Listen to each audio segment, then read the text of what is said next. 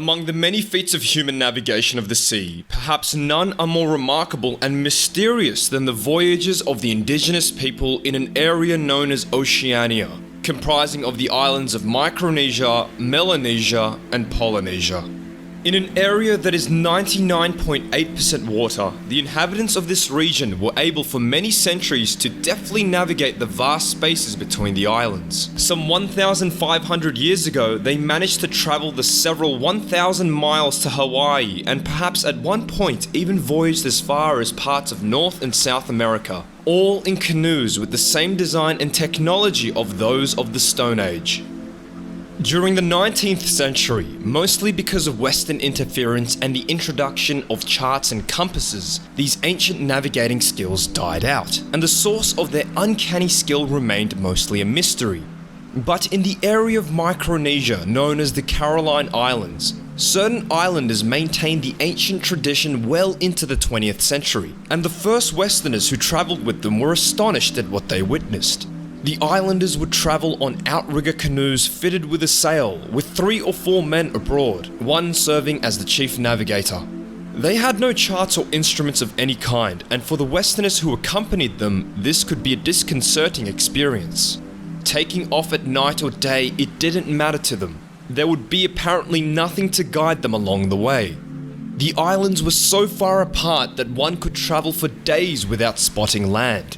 To go off course only slightly, and storms or weather changes would certainly cause that, would mean never spotting their destination and probably death. It would take too long to find the next island in the chain and supplies would run out, and yet they would embark on these sea voyages with a remarkably relaxed spirit. The chief navigator would occasionally glance at the night sky or the position of the sun, but mostly he talked with the others or stared straight ahead. Sometimes, one of the men would lie belly down in the middle of the outrigger canoe and report some information he had gleaned. In general, they gave the impression of being passengers on a train, serenely taking in the passing scenery. They seemed even calmer at night.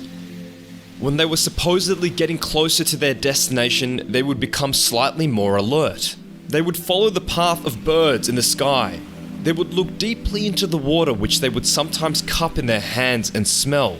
When they arrived at their destination, it was all with the air of pulling into the train station on time. They seemed to know exactly how long it would take and how many supplies were required for the voyage. Along the way, they would make perfect adjustments to any changes in the weather or currents. Curious as to how this was possible, some Westerners asked to be initiated into the secrets, and over the decades, such travelers managed to piece together the system the islanders used.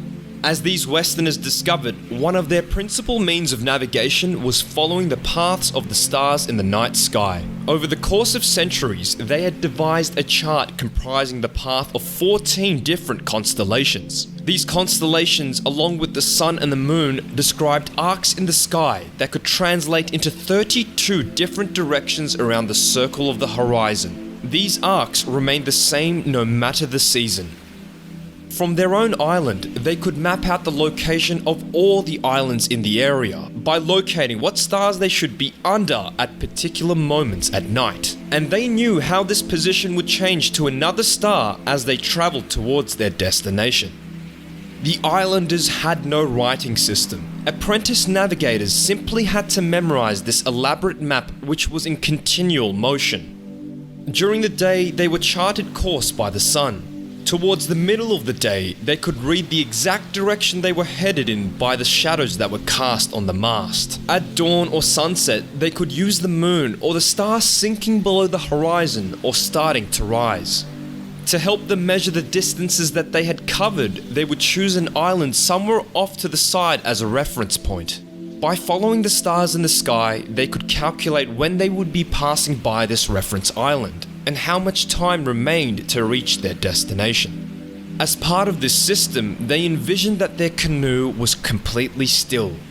The stars moved above them, and the islands in the ocean were moving towards and then away from them as they passed them. Acting as if the canoes were stationary made it easier to calculate their position within their reference system.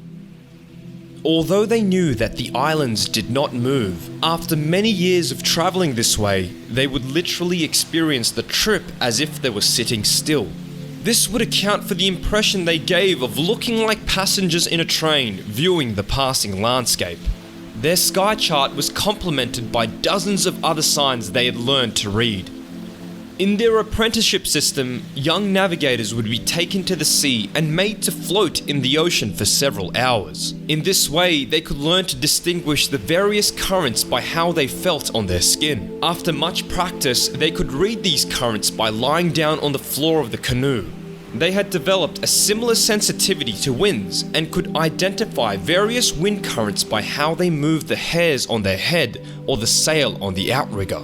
Once they approached an island, they knew how to interpret the path of land birds, which left in the morning to fish or returned to dusk to their homes. They could read the changes in the phosphorescence of the water that indicated closeness to land, and they could gauge whether the clouds in the distance were reflecting land beneath them or simply ocean. They could touch the water to their lips, sensing any changes in temperature that indicated they were approaching an island. There were many more such indicators.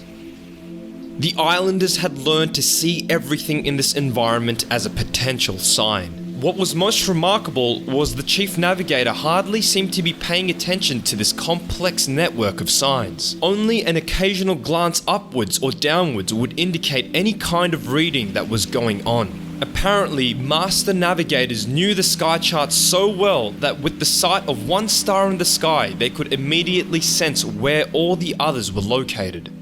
They had learned how to read other navigational signs so well that it had all become second nature.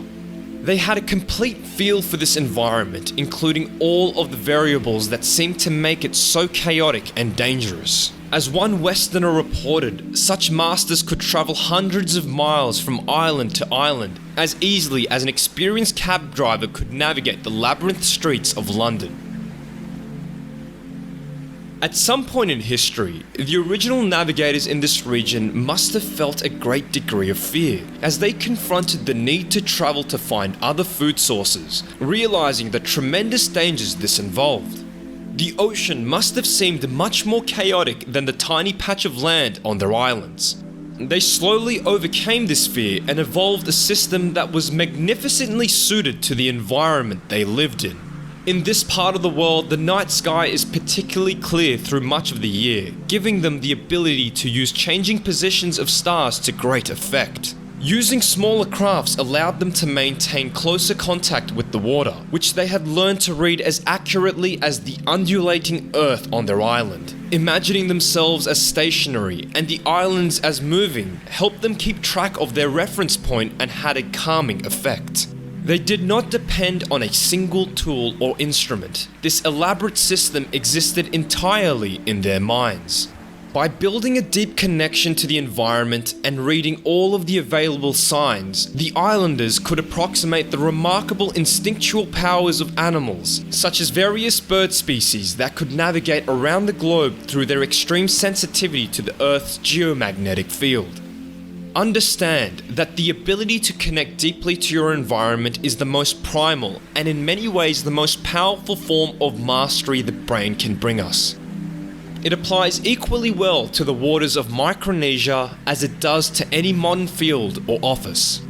We gain such power by first transforming ourselves into consummate observers. We see everything in our surroundings as a potential sign to interpret. Nothing is taken at face value.